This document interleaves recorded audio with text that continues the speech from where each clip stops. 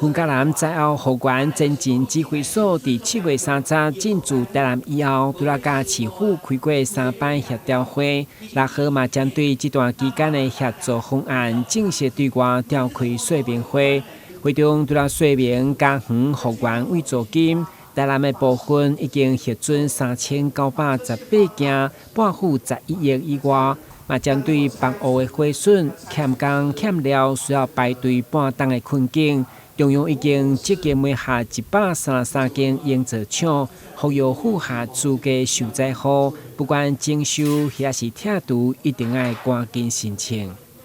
8月17号之前完成签约的话，行政院每户会再补助尾款2万块，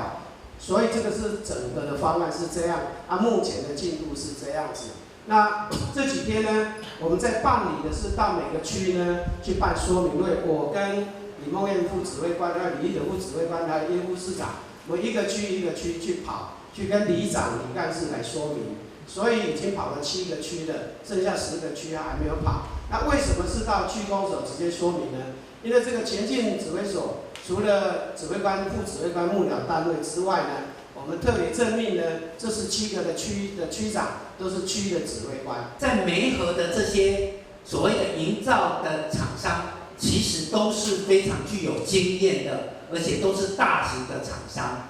那所以要跟我们的受灾户特别来说明，就是说中央有很多的挹注的补助的方案之外，其实找来的厂商都是优质的。那有些民众会说，收收的百因吼，我小可老的时阵，我要去对找人来我做售后服务。所以这份市长也特别指示公务局，我们未来会有一个开口契约。来做2年的保固服务。伫中央甲地方全力投入协助之下，不管灾民的慰助金、鼓励工班的补助，或是拆除废弃物，各区统一集中，由市府来负责清运等方案，都希望大大减轻灾后负担。台南新闻管制张素维采访报道。